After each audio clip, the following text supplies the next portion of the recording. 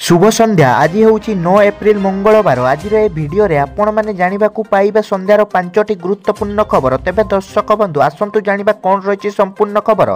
ता पूर्व वीडियो को गोटे लाइक कर आगे को वीडियो देखापी चाहूले आम चैनल को सब्सक्राइब करूँ। खबर नंबर 1। मुख्यमंत्री कार्यालय हटिले भिके पांड्यान।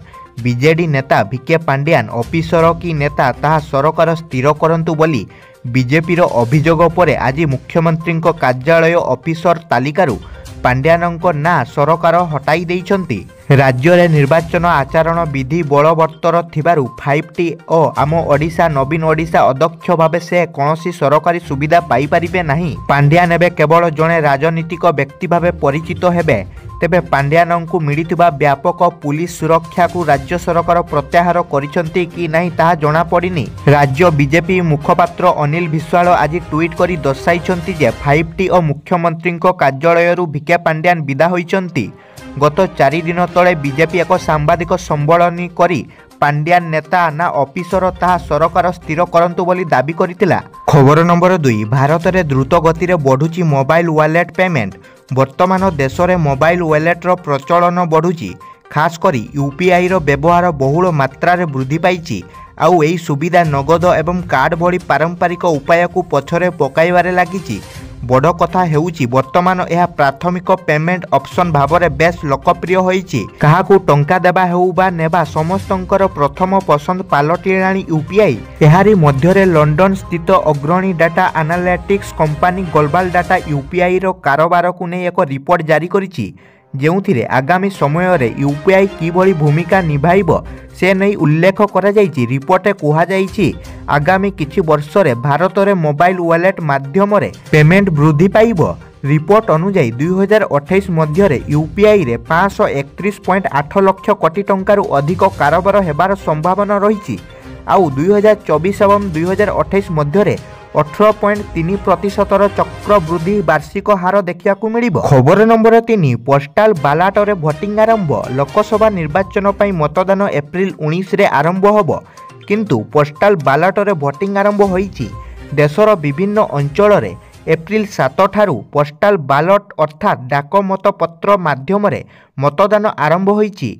भिन्न भिन्न राज्य रे निर्वाचन आयोगों कर्मचारी एथिपाई मतदातांक घरे पहुंची से मानकर मतदान कराउछंती। मतदान केन्द्र को भोट देबाकू जाई पारुनथिबा भोटर माने पोस्टाल बालाट रे भोटिंग करिथांती। सेथिपाई केतेक शर्त मध्य रहिछि। निर्वाचन परिचालना नियम सेक्शन 27A अंतर्गत देशर वरिष्ठ नागरिक निर्वाचन ड्यूटी रे थिबा कर्मचारी सैन्य एवं दिव्यांग माने पोस्टाल बालाट द्वारा से मानकर गणतांत्रिक अधिकार साब्यस्त करिथांती।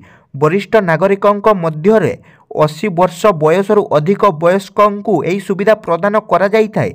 चलित वर्ष एहाकू 85 वर्ष करा जाइछि। खबर नंबर 4। शव सह 3 किलोमीटर बाइक रे बुलाइले युवती मृतदेह। राजधानी रास्ता रे शव को धरी बुलाइले 3 किलोमीटर। कथाटा शुणिबाकू अडुआ लागुथिले भी घटना सत।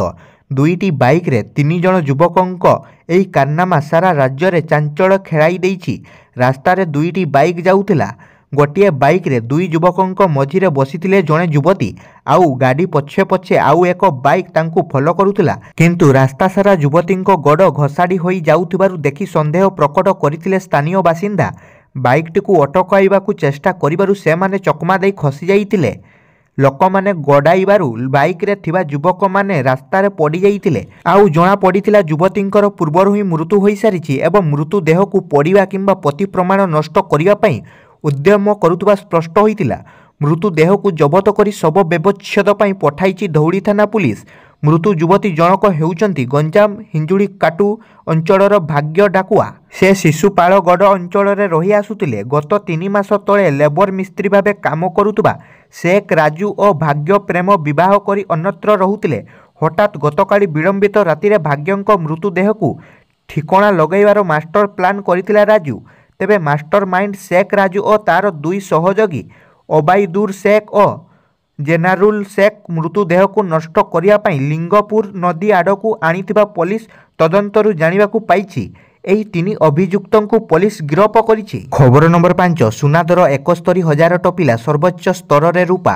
देश सुना मूल्य हु हु होई बढ़ी चली। क्रमागत भाव रेकर्ड भांगी चली। ଆନ୍ତର୍ଜାତୀୟ ବଜାରରେ ଦର ବୃଦ୍ଧି ଯୋଗୁଁ ଭାରତୀୟ ବଜାରରେ 22 କ୍ୟାରେଟ୍ ସୁନା ଦର 10 ଗ୍ରାମ ପ୍ରତି 65,660 ଟଙ୍କା ରହିଥିବା ବେଳେ 24 କ୍ୟାରେଟ୍ ସୁନା ଦର 71,630 ଟଙ୍କା ରହିଛି।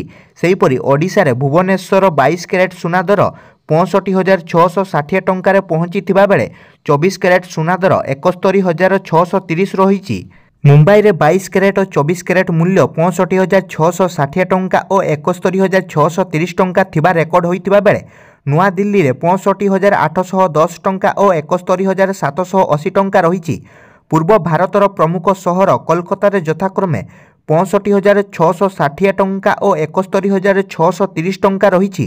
ଅନ୍ୟପଟେ ରୂପା ଦର ମଧ୍ୟ ବୃଦ୍ଧି ହୋଇ କେଜି ପ୍ରତି 84,600 ଟପିଛି।